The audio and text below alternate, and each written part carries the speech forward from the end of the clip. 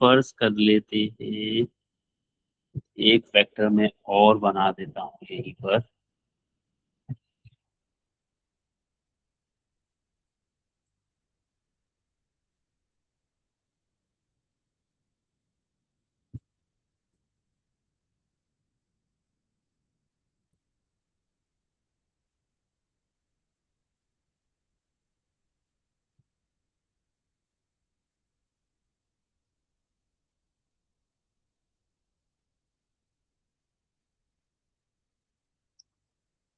इसमें एक पॉइंट मैंने ले लिया पी, एक पॉइंट मैंने ले लिया क्यू। सही है। इस पे मैं एक एरो लगाऊंगा। ये एरो क्या शो कर रहा है? डायरेक्शन। डायरेक्शन। ठीक है, इसमें आपने ट्रेवल किया है। ये एरो शो कर रहा है कि क्या है यार, इससे कर रहा है।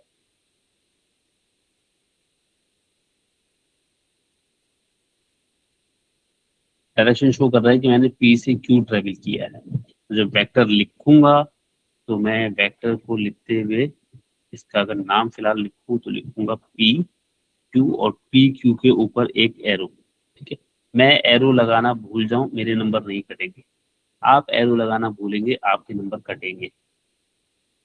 चलिए, तो सबसे पहले तो आपने पी से क्यू ट्रेवल किया, पी से क्यू आपने दो डायरेक्शन से ट्रेवल किया है। कुछ हॉरिजॉन्टल डिस्टेंस ट्रेवल किया और कुछ वर्टिकल डिस्टेंस ट्रेवल किया है। हॉरिजॉन्टल एक्सिस के अलोंग कितना डिस्टेंस है?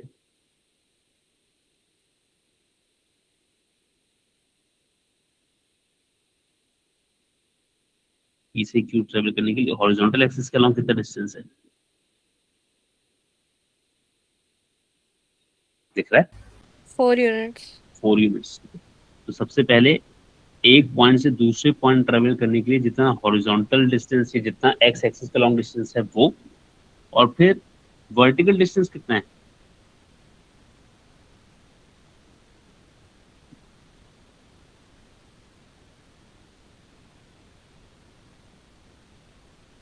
Nine units. अच्छा, तो क्या लिखूं, 9 लिखूं?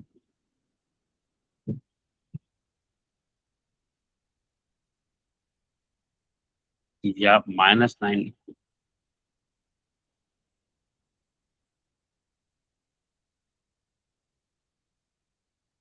जैसे जब आप ए से सी जा रहे थे तो ए से सी आपने हॉरिजॉन्टली 4 ट्रेवल किया था और वर्टिकली 5 ट्रेवल किया था, तो वहां आपने 4 और 5 लिख दिया। ये डिस्टेंस 4 था, ये डिस्टेंस 5 था। पी से क्यू जाने के लिए हॉरिजॉन्टली तो आपने 4 यूनिट ही ट्रेवल किया राइट साइड पे, वर्टिकली आपने 9 यूनिट ट्रेवल किया है। तो अगर आप इसको भी 4 और 9 लिखेंगे तो फर्क कैसे करेंगे ऊपर और नीचे जाने का? सही है।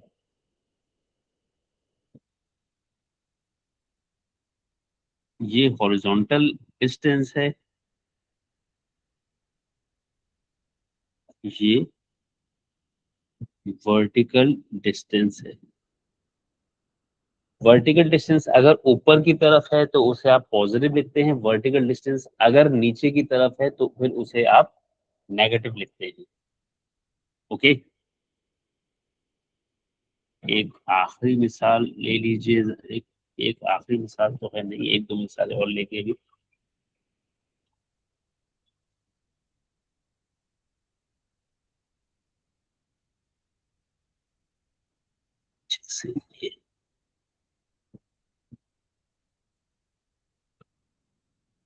इनिशियल पॉइंट है एक्स, फाइनल पॉइंट है वाई। एक्स वाई पूछ रहा हूं मैं, तो एक्स वाई का कॉलम वेक्टर। अब एक्स से वाई जाने के लिए हॉरिजॉन्टली किस तरह ट्रेवल किया है तुमने? 4 यूनिट्स। 4 यूनिट्स लेफ्ट के 4 यूनिट्स राइट। राइट। देखो भाई, एक्स से वाई गई हो, एक्स से वाई, 1 2 3 अच्छा, ये 4 यूनिट्स राइट है कि 4 यूनिट्स लेफ्ट है? सर मैं ऊपर ऊपर से गिन रही थी। नहीं, मैं x से y पूछ रहा हूँ ना, वो तुम y से x गिन रही हो। अगर y x पूछूंगा तो फिर उसी डायरेक्शन में एरो होगा। सही। सही है। जब x से y पूछ रहा हूँ तो x तुम्हारा स्टार्टिंग पॉइंट है और y तुम्हारा फाइनल पॉइंट है। तो x से जब y की तरफ ट्रेवल कर रहे हो तो x से y की तरफ हॉरिजॉन्टल ट्रेवल करने के लिए 4 यूनिट्स लेफ्ट पे ट्रेवल किया। ठीक है, सही। तो एक्स वाई का वर्ट हॉरिजॉन्टल कंपोनेंट कितना हुआ? -4। ओके, और हॉरिजॉन्टल डिस्टेंस कितना है?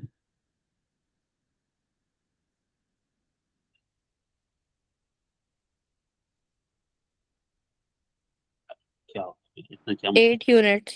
8 यूनिट्स अपवर्ड। तो इसको आप क्या लिखेंगे?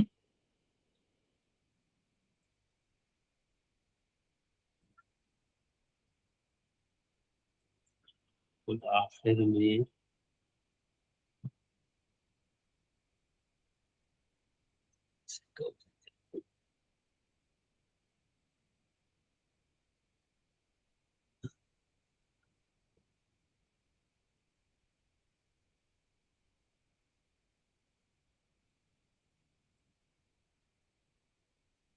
हम्म, कौन से पॉइंट से कौन से पॉइंट की तरफ ट्रेवल किया है हमने?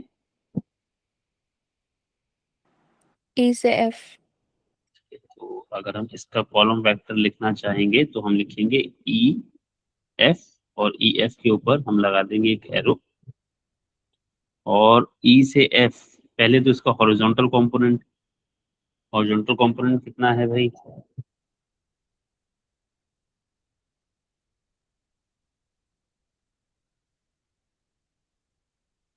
-4। -4। वर्टिकल कंपोनेंट कितना है?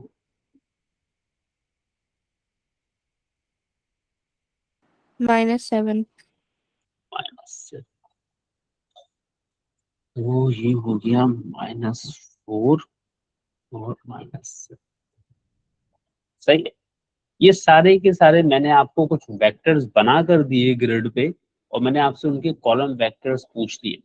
ठीक है, तो सबसे पहले तो आपको किसी भी वेक्टर का कॉलम वेक्टर अगर लिख कर दिया हो, और हम आपसे उसका कॉलम वेक्टर जो है वो, मतलब सॉरी, कॉलम वेक्टर लिख कर दिया और मैं वेक्टर ड्रॉ करने के लिए कहूँ, या कॉलम वेक्टर ड्रॉ करने करके दिया हो और मैं आपसे उसका वेक्टर लिखने के लिए कहूँ, तो फिर आपको उसका हॉरिजॉन्टल कंपोनेंट और वर्टिकल कंपोनेंट, और डेफिनेटली डायरेक्शन तो खैर आपको एरो बना कर देगा ही। सही है, तो उसके थ्रू आपने फिर कॉलम वेक्टर लिखना होता है। अब आपने एक टॉपिक पढ़ा है कोऑर्डिनेट ज्योमेट्री। सही है, हमने आपको फर्ज कर लें कि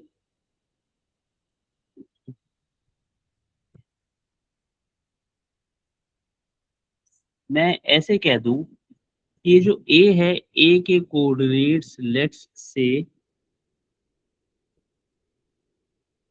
3, 10 है। सही है, सी के कोऑर्डिनेट्स आप कह सकते हैं 1, 2, 3, 4, 7 और 15। राइट।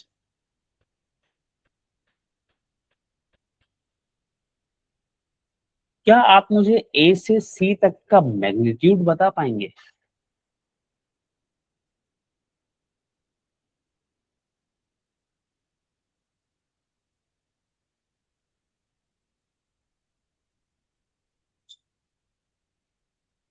चलो, क्या ए से सी तक का डिस्टेंस बता पाएंगे?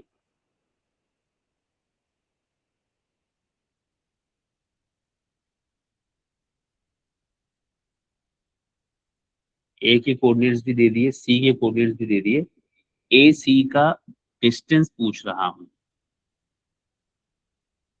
बचपन में एक फॉर्मूला पढ़ाया है coordinate geometry, Pythagoras theorem. Pythagoras theorem. और कोऑर्डिनेट ज्योमेट्री में जो फॉर्मूला पढ़ा है वो क्या पढ़ा है? Distance formula. Distance formula is actually the Pythagoras theorem. तो अगर आप पाइथागोरस थ्योरम भी लगा रहे हैं तो वही बात होगी।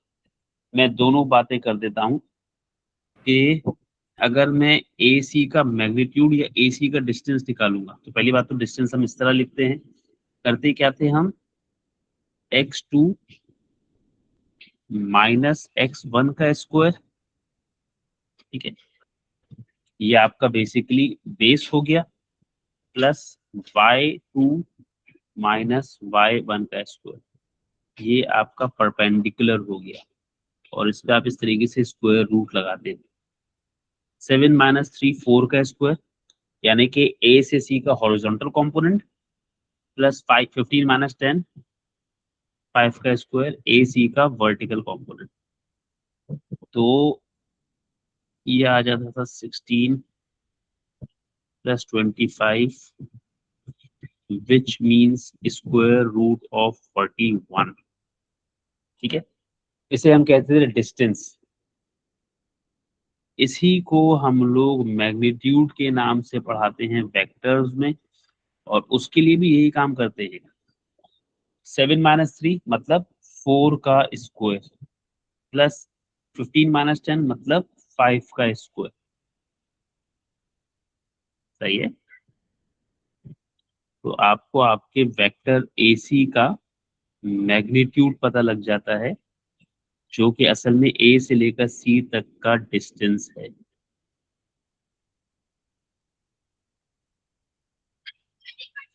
Is that right? सही है। इसको हम लोग बोलते हैं मैग्नीट्यूड ऑफ अ वेक्टर। इसका ख्याल रखिएगा, गिवन द कॉलम, मैं आपको कॉलम वेक्टर दे दूं और वेक्टर का मैग्नीट्यूड पूछ लूं, तो बेसिकली आपने पाइथागोरस थ्योरम या डिस्टेंस फॉर्मूला ही लगाना है। ओके, पी क्यू, आपको वेक्टर पी क्यू नजर आ रहा है, पी क्यू का मैग्नीट्यूड बता दीजिए कैसे निकालेंगे।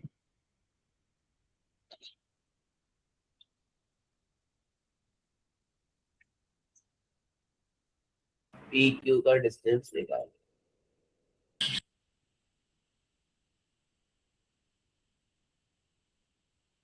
करवाइए।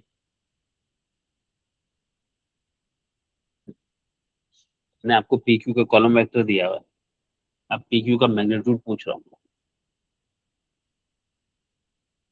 कोऑर्डिनेट्स नहीं है, ना तो पी के कोऑर्डिनेट्स है और ना ही क्यू के कोऑर्डिनेट्स है। पी क्यू नजर भी आ रहा है आपको डायग्राम में, कॉलम वेक्टर भी दिया हुआ है मैंने, मुझे पी क्यू का मैग्नीट्यूड चाहिए।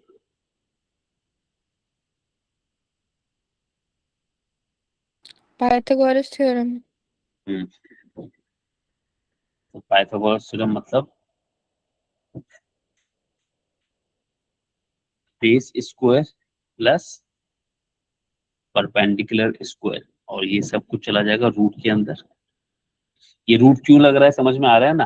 पाइथागोरस थ्योरम तो ये कहता है कि पी क्यू का square is equal to 4 square plus -9 square. मैंने पी क्यू का स्क्वायर हटाया हुआ है तो इसलिए मैंने रूट लगाया हुआ वहां पर, सही है बात। तो ये वाला स्टेप हम शो नहीं कर रहे। तो मैग्नीट्यूड ऑफ पी क्यू या distance of P Q is equals to 16 + 81, which should mean square root of 97। X Y का मैग्नीट्यूड जल्दी से बोलो। एक्स वाई नजर आ रहा है, एक्स वाई का मैग्नीट्यूड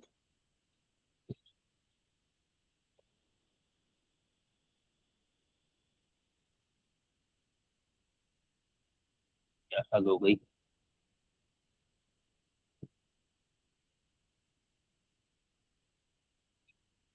एक्स वाई का कॉलम वेक्टर नजर आ रहा है, हम सबको नजर आ रहा है।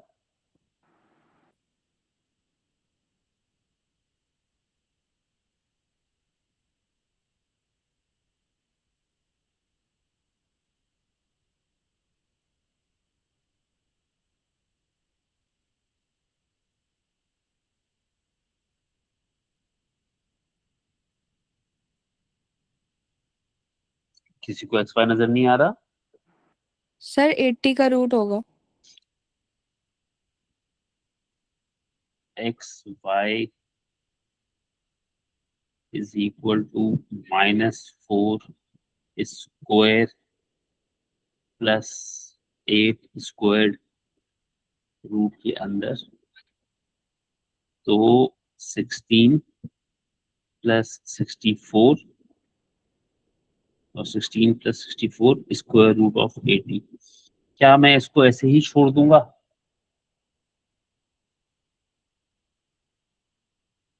अगर ये स्क्वायर रूट ऑफ 80 है तो क्या मैं 80 को रूट के अंदर ऐसे ही छोड़ दूं?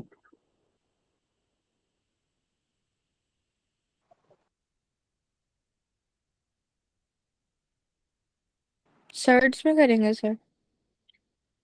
आपको इसको फैक्टर्स बनाकर बाहर निकालना पड़ेगा। 18 का मतलब 16 मल्टीप्लाइड बाय 5। ये हमने एनालिसिस के टाइम पे भी सिखाया है, सर्ट्स के टाइम पे भी सिखाया है। सही है।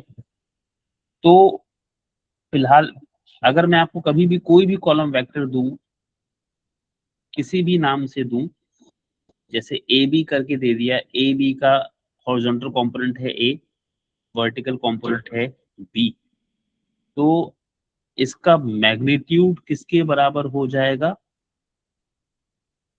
हॉरिजॉन्टल कंपोनेंट का स्क्वायर प्लस वर्टिकल कंपोनेंट का स्क्वायर। कॉलम वेक्टर करता क्या है? कॉलम वेक्टर आपको बताता है कि किसी भी एक पॉइंट से किसी भी दूसरे पॉइंट पर जाने के लिए आपने हॉरिजॉन्टली कितना ट्रेवल किया है और वर्टिकली कितना ट्रेवल किया है। सही।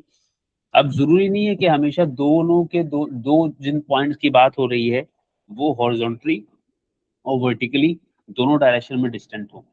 जैसे मिसाल के तौर पे मेरे पास हॉरिजॉन्टल वेक्टर्स भी होते हैं। मैंने एक ये वेक्टर बनाया नीचे ब्लैक कलर से, ए बी। अब अगर ए बी का कॉलम वेक्टर लिखवाऊं आपसे, तो आप ए बी का कॉलम वेक्टर क्या लिखेंगे यहाँ पर?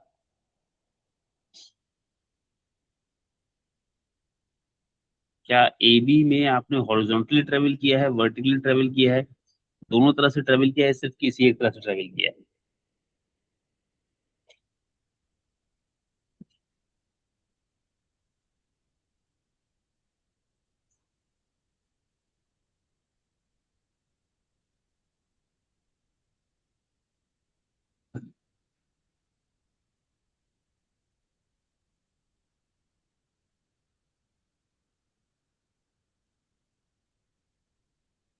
ए बी नजर आ रहा है सबको?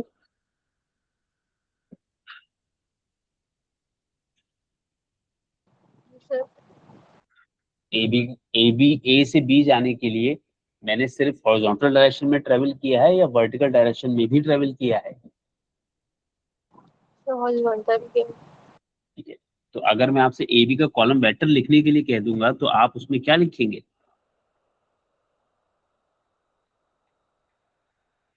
पहले ए से बी का हॉरिजॉन्टल कंपोनेंट बता दीजिए। 6 यूनिट्स। 6। वर्टिकल कंपोनेंट बता दीजिए। 0। इसी तरीके से एक और वेक्टर दे देता हूं,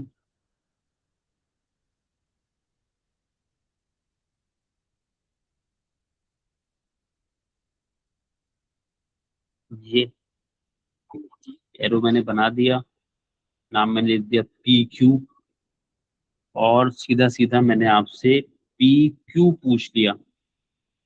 पी क्यू का हॉरिजॉन्टल कंपोनेंट बता दो, 0। वर्टिकल कंपोनेंट बता दो। 4 4। -4। -4। सही है। अच्छा, अब मैंने वेक्टर बनाकर आपको दिया हुआ है ए बी, नजर भी आ रहा है आपको ए बी, लेकिन मैं पूछ रहा हूं आपसे बी ए। अब वेक्टर मैंने जैसा भी बनाया हुआ है वो आपको नजर आ रहा है कि हम बात कर रहे हैं वेक्टर जो बनाया हुआ है उसमें ए से बी जाने की बात कर रहे हैं, बट जो पूछ रहा हूं वो क्या पूछ रहा हूं? बी से ए या ए से बी? बी से बी से ए। बी से ए जाने के लिए हॉरिजॉन्टली कितना ट्रेवल किया है?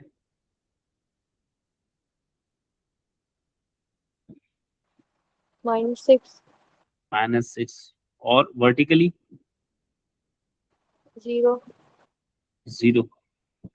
इसी तरीके से पी क्यू दिया हुआ है डायग्राम में, but column vector Q P का पूछ रहा हूं, तो अब आपका स्टार्टिंग पॉइंट क्यू हो गया और फाइनल पॉइंट पी हो गया, तो क्यू से पी जाने के लिए हॉरिजॉन्टली कितना ट्रेवल किया है? 4 अच्छा, क्यू से पी जाने के लिए हॉरिजॉन्टली 4 ट्रेवल, 0 0 सॉरी और वर्टिकली 4 4 4। तो अगर आप यहां गौर करें, A B and B A are negative vectors. क्यों? क्योंकि आप अगर इन दोनों को ऐड करें या इनका मैग्नीट्यूड निकालें या फाइनल डिस्प्लेसमेंट की बात करें तो वो 0 है। ठीक है, आप ए से बी गए और फिर वापस बी से ए आ गए, तो ए बी और बी ए नेगेटिव वेक्टर है। इसी तरीके से P Q and Q P are also negative vectors.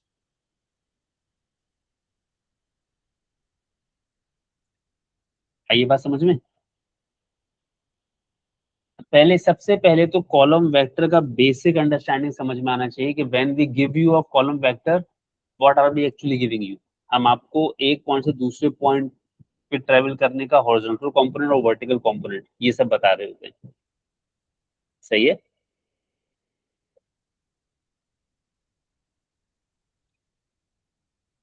आ रही बात समझ में? जी मुझे जरा बता दो कि मैंने आपको वापस एसी पे लेकर आया, एसी का कॉलम वेक्टर दिया, आपने एसी के कॉलम वेक्टर को देखकर उसका हॉरिजॉन्टल कंपोनेंट पढ़ लिया, उसका वर्टिकल कंपोनेंट पढ़ लिया। आपने एसी को देख के मुझे उस ए से सी का डिस्टेंस या ए से सी का मैग्नीट्यूड भी बता दिया। आप इस एसी के वेक्टर को देखकर एसी का और क्या बता सकते हैं? एसी हो गया, पी क्यू हो ग्रेडियंट गया, ग्रेडियंट बता सकते हैं। सही है। अगर मैं आपको एसी ड्रॉ करके दूं सिर्फ तभी ग्रेडियंट बता पाएंगे, या अगर मैं आपको एसी का सिर्फ कॉलम वेक्टर दे दूं तो भी आप ग्रेडियंट बता पाएंगे? कॉलम वेक्टर से भी बता सकते हैं। तो जैसे एसी का कॉलम वेक्टर नजर आ रहा है, तो एसी का ग्रेडियंट कितना है?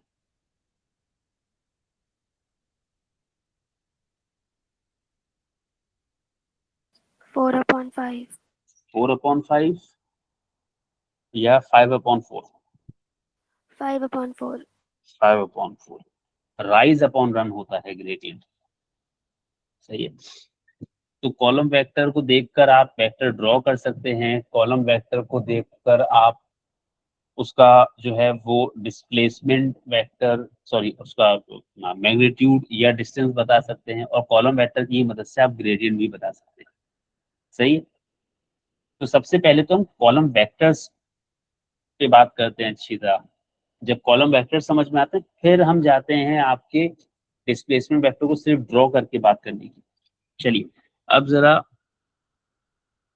इसकी एक आध एप्लीकेशन है, वो तो भी करते हैं थोड़ी देर में। जरा दो तीन पहले बेसिक सवाल कर ले। एक पॉइंट है पी, फिर एक पॉइंट है क्यू। सही है। मैंने अगर दो पॉइंट्स आपको ड्रॉ कर दिए तो मतलब मैंने एक तरीके से कॉलम वेक्टर ड्रॉ कर दिया। ठीक है ना। पी क्यू का कॉलम वेक्टर बताइए क्या होगा?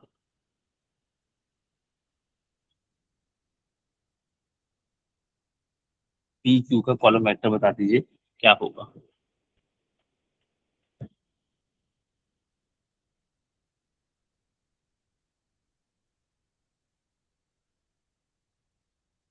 कितनी थोड़ी मांग ली मैंने।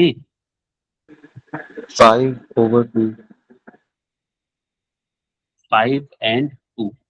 उसके बाद एक और पॉइंट बनाया आर। क्यू आर का कॉलम वेक्टर बता दीजिए क्या होगा?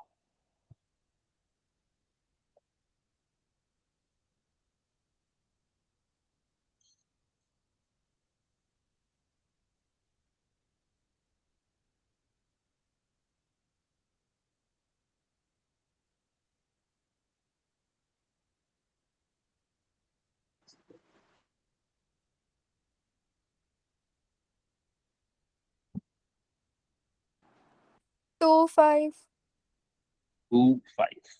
पी क्यू का कॉलम वेक्टर आपने मुझे बताया 5 2, और फिर आपने मुझे क्यू आर का कॉलम वेक्टर बताया 2 और 5। सही है। मैं चाहता हूं कि आप मुझे पी से आर का कॉलम वेक्टर बता दो।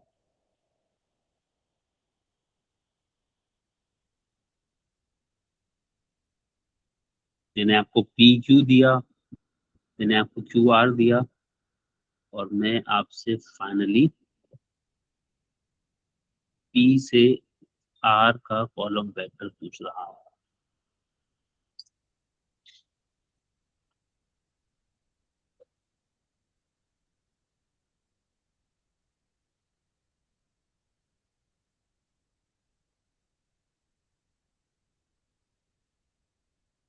Seven over seven. कैसे किया?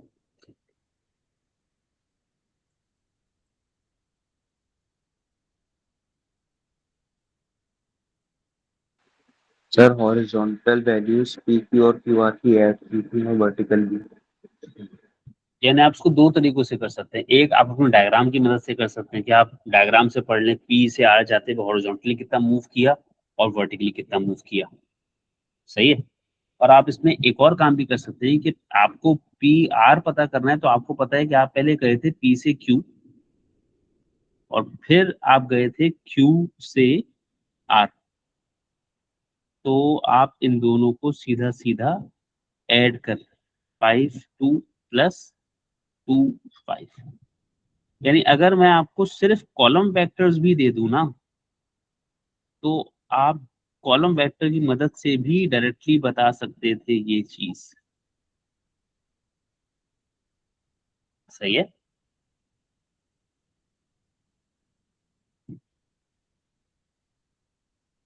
ये हमने क्या किया है? Addition of column vectors. अभी तो फिलहाल मैं दोनों चीजें कर रहा हूँ, आपको ग्रिड पे भी दे रहा हूँ, आपको कॉलम वेक्टर्स भी दे रहा हूँ। हमेशा ऐसे नहीं मिलेगा आपको। ठीक है, चलो।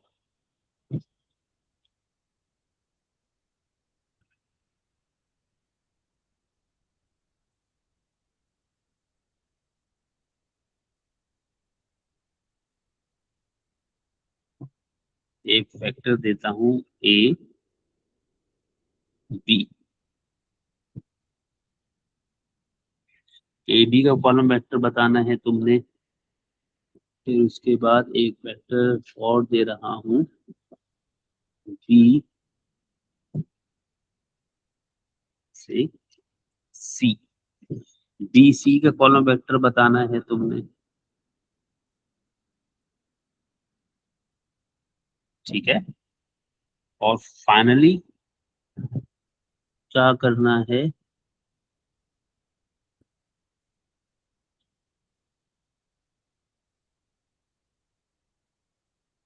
बताना पड़ेगा कि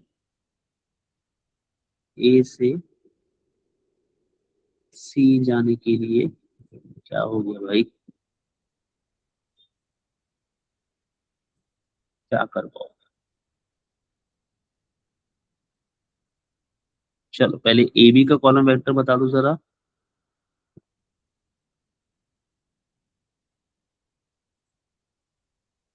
हम्म, ए बी का कॉलम वेक्टर बता दो जल्दी से।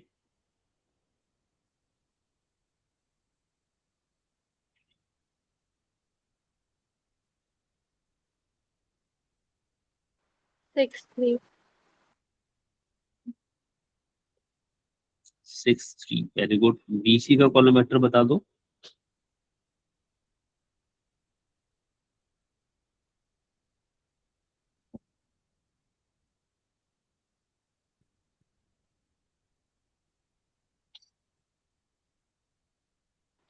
7 -3 7 -3।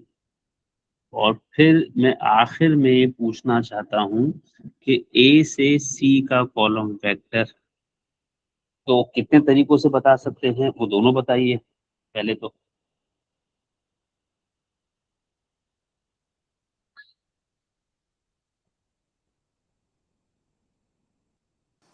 0 और 13। 0 और 13 में ऐसा कि 13 और 0? 13 और 0। ये तुमने कैसे बताया? डायग्राम से बता रहे, ग्रिड से बता रही हो, या एडिशन ऑफ कॉलम वेक्टर से बता रही हो? ग्रिड से। ग्रिड से। और अगर एडिशन ऑफ कॉलम वेक्टर से बताना चाहूँ तो कौन कौन से दो वेक्टर्स को ऐड करूंगा ए से सी जाने के लिए? पहले मैं जाऊंगा ए से बी, और फिर बी से सी। Is that right? जी। अब ए बी है मेरे पास 6 3, और बी सी है मेरे पास 7 और -3। तो हॉरिजॉन्टल कंपोनेंट में हॉरिजॉन्टल कंपोनेंट, और वर्टिकल कंपोनेंट में वर्टिकल कंपोनेंट। ये आ जाएगा 13 और 0। सही है। अभी क्योंकि मैं समझा रहा हूं तो मैं ग्रिड पे भी चीज दिखा रहा हूं और कॉलम वेक्टर भी दे रहा हूं। आपको ये दोनों चीजें नहीं मिलेंगी। अच्छा भाई, अब मेरे पास क्या क्या है? हम्म,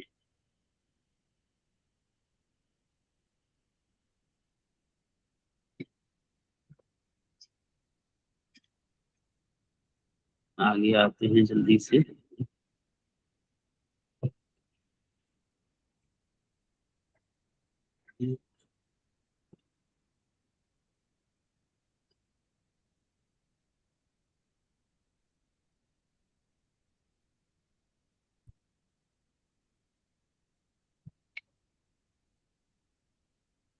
एक वेक्टर है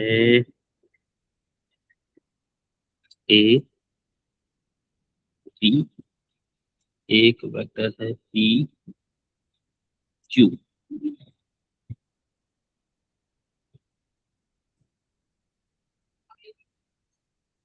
क्या क्या खास बात नजर आ रही है आपको ए बी और पी क्यू में? इनके कॉलम वेक्टर सेम, इनके column vector same, column vector same है, ठीक है। और पैरेलल लाइंस हैं। पैरेलल लाइंस है, ठीक है। ऐसे दो वेक्टर्स जो है ए बी और पी क्यू, इनको हम कहते हैं vector A B is equal to vector P Q. यानी ये वाले वेक्टर्स क्या कहलाते हैं? Equal vectors. क्यों? क्योंकि इनके कॉलम वेक्टर्स सेम थे, ठीक है, और ये पैरेलल भी थे। अच्छा, फिर उसके बाद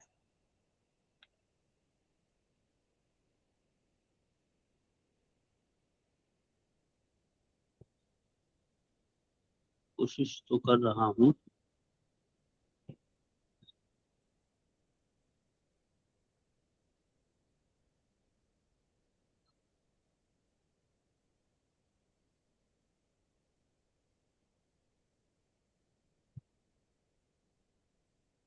एक और वेक्टर बनाया मैंने, और ये है एक्स वाई। ए बी और एक्स वाई, या पी क्यू और एक्स वाई, ये कैसे हैं आपस में? क्या ये इक्वल है?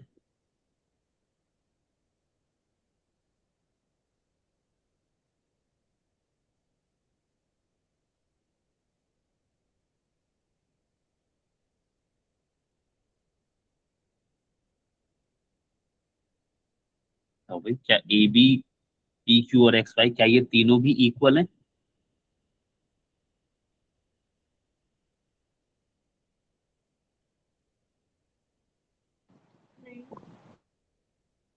क्या है फिर ये?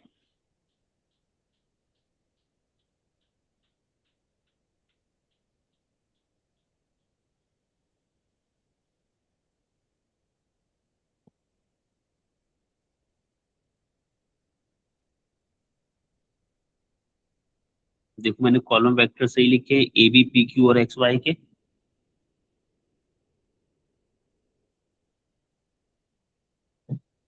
क्या मैंने कॉलम वेक्टर्स तीनों के सही लिखे हैं? ए बी पी क्यू और एक्स वाई तीनों के कॉलम वेक्टर्स तो सही लिखे हैं ना मैंने?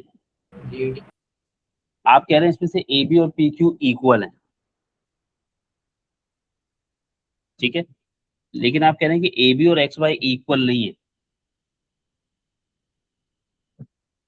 ऐसी बात है? तो ए बी और एक्स वाई इक्वल नहीं है, तो क्या कोई और रिलेशन दिख रहा है उनके बीच में? क्या कुछ और खास बात है? क्या कोई कनेक्शन है उसमें? और कोई कनेक्शन है? एक्स वाई ए बी का डबल है। Very good. और क्या कह सकते हैं ए बी और एक्स वाई को? सिमिलर है। सिमिलर तो नहीं कहेंगे।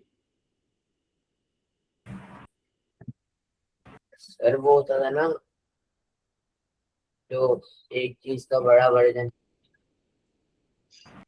हाँ, इनलार्जमेंट भी नहीं कहेंगे।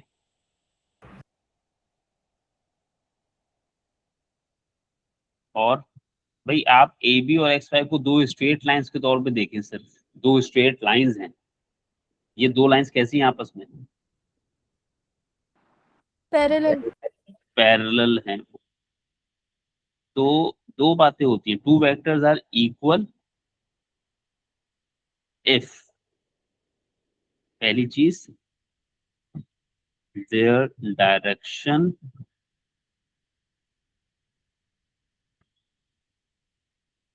and their magnitudes are equal। सही है, दो वेक्टर्स इक्वल कब होते हैं? जब वो डायरेक्शन और मैग्नीट्यूड इक्वल हो, ठीक है, जिसे हम कह सकते हैं कि वो पैरेलल हो। सही है, और उनका मैग्नीट्यूड बराबर हो। सही है, उसके बाद आपके पास ये इक्वल वेक्टर्स हो गए, उसके बाद आपके पास पैरेलल वेक्टर्स।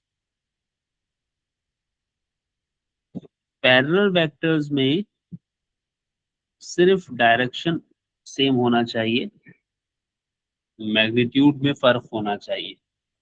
अगर आप पी क्यू और एक्स वाई को ऑब्जर्व करेंगे तो पी क्यू के साथ क्या किया कि एक्स वाई बन गया?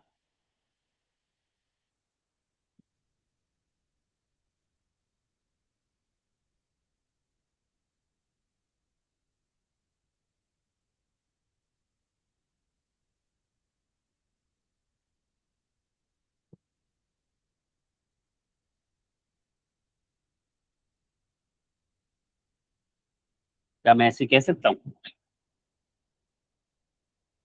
कि मैंने पी क्यू की हर वैल्यू को 2 टाइम्स बढ़ा दिया तो एक्स वाई बन गया है? जी। या मैं ये भी कह सकता हूँ कि अगर आप पी क्यू एक्स वाई और ए बी इनका ग्रेडियंट निकालें तो वो ग्रेडियंट सेम आते हैं, ऐसे भी कह सकता हूँ।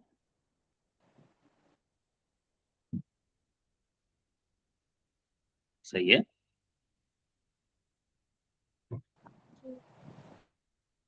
तो दो वेक्टर्स के पैरेलल होने के लिए जरूरी है कि एक वेक्टर दूसरे का कुछ टाइम्स ज्यादा हो। ठीक है, अगर दो वेक्टर जैसे ए बी और पी क्यू, इनको आप पैरेलल नहीं कह सकते, इनको आप हमेशा इक्वल कहेंगे। सही है, A B and P Q are always considered equal vectors. सही है, जब इक्वल वेक्टर कह दिया तो मतलब पैरेलल तो है ही। सही है, लेकिन A B and X Y और P Q and X Y, क्या इनको इक्वल कह सकते हैं?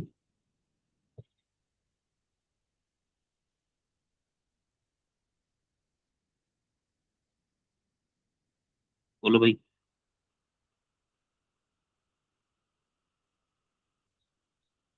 इनको इक्वल नहीं कह सकते, ठीक है, ये हमेशा पैरेलल है। ठीक है, ये कुल मिलाकर आपके पास कॉलम वेक्टर्स की कुल दास्तान है। ठीक है, कॉलम वेक्टर क्या होता है, कॉलम वेक्टर का मैग्नीट्यूड कैसे कैलकुलेट करते हैं, कॉलम वेक्टर्स को ऐड कैसे करते हैं, इक्वल वेक्टर्स क्या होते हैं, पैरेलल वेक्टर्स क्या होते हैं। पैरेलल वेक्टर्स में एक बात रह गई, ठीक है, वो क्या बात है A X Y is few times of A B. कितना टाइम्स, कभी पता होगा कभी नहीं पता होगा, तो ये के जो है वो शो करता है कितना टाइम्स। सही है। तो पैरेलल वेक्टर्स में जरूरी है one vector is a multiple of the other. ठीक है, एक ये बात कह लें आप, अ, इनके ग्रेडियंट्स या रेशोज इक्वल होते हैं पैरेलल वेक्टर्स में। सही है। या एक और बात भी आप कह सकते हैं, रेशोज, अरे भाई,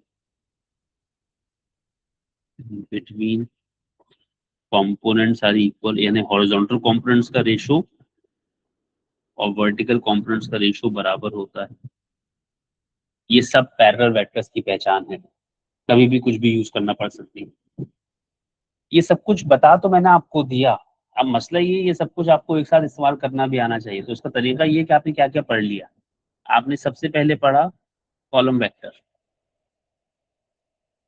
फिर कॉलम वेक्टर का मैंने आपको दूसरी क्या चीज निकालना सिखाई, मैग्नीट्यूड। फिर मैंने आपको एडिशन सिखा दी, तो सब्ट्रैक्शन भी सिखा दी। मल्टीप्लिकेशन मैंने आपको नहीं सिखाई, ठीक है, वो फिर सवाल करते हुए ही बताऊंगा। फिर मैंने आपको इक्वल वेक्टर्स और पैरेलल वेक्टर्स, ये सब कुछ अभी मैंने आपको सिर्फ और सिर्फ सिखाया है कॉलम वेक्टर्स में। ठीक है, बहुत बड़ा चंक मैंने डिस्कस कर लिया आपसे कॉलम वेक्टर का या वेक्टर का। ठीक है, उसके बाद हम जाएंगे वेक्टर्स की तरफ, तो खैर अभी नहीं जा रहे वेक्टर्स की तरफ। ठीक है, अभी सिर्फ कॉलम वेक्टर्स पे फोकस करेंगे। कॉलम वेक्टर्स के 2 4 6 सवाल करूंगा मैं आप लोगों के साथ, और कोशिश कीजिएगा कि इस टॉपिक में जहन आपका खुद का चले, मेरा दिमाग जो है इस्तेमाल ना करें। ठीक है, अपना खुद का दिमाग इस्तेमाल करें तो ज्यादा बेहतर है। इसमें से कुछ चीजें ऐसी हैं जो मैं आप लोगों को कोऑर्डिनेट ज्योमेट्री के टाइम पे दे चुका। अगर आप लोग अपने कोऑर्डिनेट ज्योमेट्री का पेपर 1 वाला पीडीएफ खोलेंगे ना, तो उसमें क्वेश्चन है क्वेश्चन नंबर 18। ठीक है, 2028 वालों को तो छुड़वा दिया हुआ है, 2027 वालों को पढ़ा दिया था वो सवाल। ठीक है, तो अब अगर उस सवाल पे थोड़ा सा वापस जाएंगे तो कुछ वो सेंस बनाना शुरू कर देगा, अभी मिल भी जाएगा वो सवाल कहीं ना कहीं। सही है, चलिए, अब ये जो आप देख रहे हैं ना, ये सारे का सारा आपका कोऑर्डिनेट ज्योमेट्री ही है। अगर बात नहीं समझ में आए तो कह दीजिएगा, मैं इसको ग्रिड पे डाल के समझा दूंगा। समझाने के लिए मैं ग्रिड की मदद ले सकता हूँ। ठीक है, डेफिनेटली सवाल में आपको ग्रिड्स नहीं मिलते। सही, लेकिन अगर नहीं समझ में आ रहा हो तो कह दीजिएगा शराफत से कि सर बात समझ में नहीं आई, ये क्या हो रहा है। मैंने आपको सबसे पहले क्वेश्चन नंबर 2, पहले तो जरा इतने हिस्से को पॉज कर दें, इंट्रोडक्शन टू कॉलम वेक्टर्स तो हो गया।